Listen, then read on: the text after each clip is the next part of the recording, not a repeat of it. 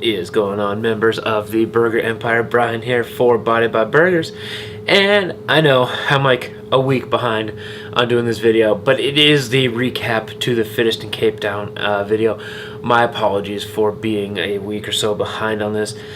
Life really got in the way. My job is now more than full-time hours. I'm working like 45, 46, 47 hours a week, and past few days here, a burnout was real. I wasted an entire day basically doing nothing but laying on the couch and sleeping and trying to catch up on rest and recovery. But that is a video or a topic for a different video. Right now we're focusing on the recap for the Fittest in Cape Town, and well, I watched some of the highlights and some of the videos on Instagram, and needless to say, the event, it really didn't kick off in the way that I expected it to.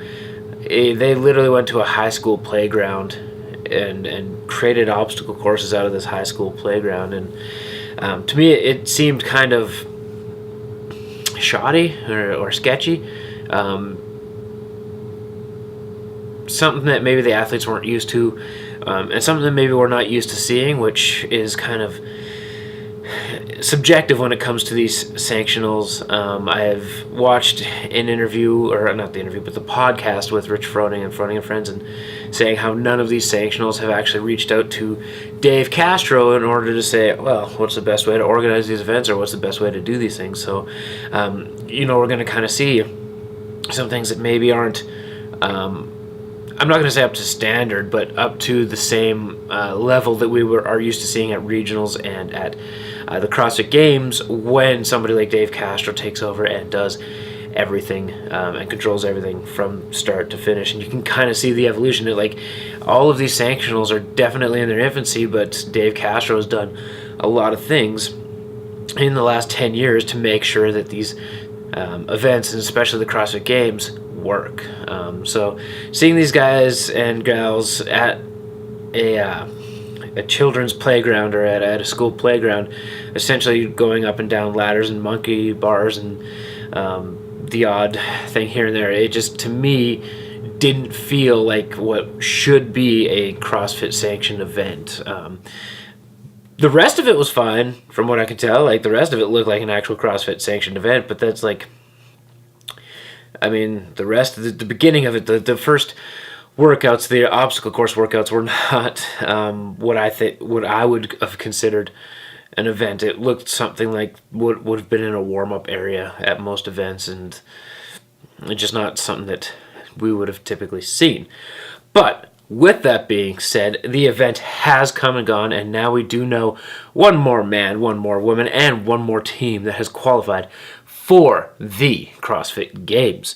On the women's side, the one that I was going to say is pretty much locked up, and the only one that I gave a prediction for it was first place, and I said second and third. Who knows? I just threw out a couple of names, but coming in third place, we have Alessandra Pacelli. I don't know if I'm saying that correct, but it sounded and looked like a Italian name, so that's kind of what I went with.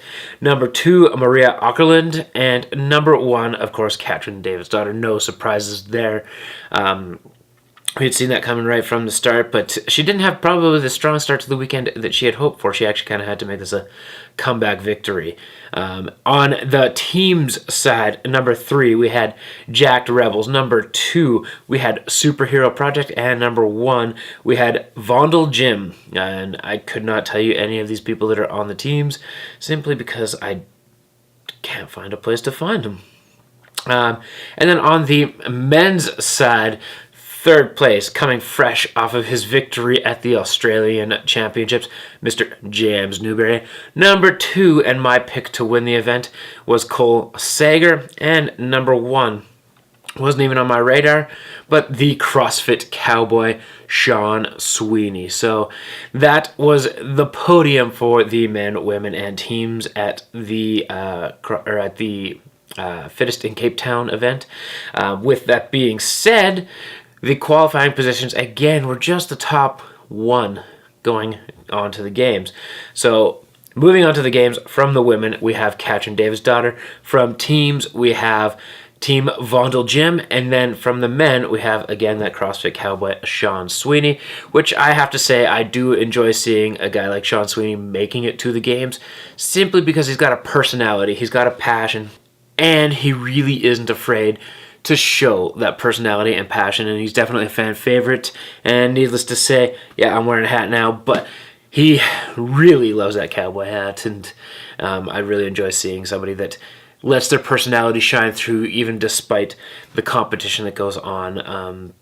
I just think it's great for sport, it's great for fans, it's great for everything and everyone.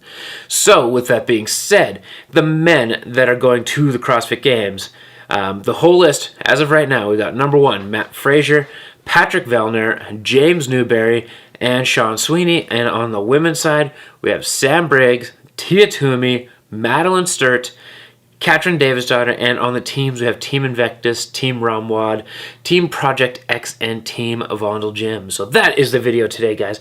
Thank you for watching the video. I am glad I can update you guys as to who's going to the games, who's not going to the games, and all that fun stuff. So if you liked the video, make sure to like the video.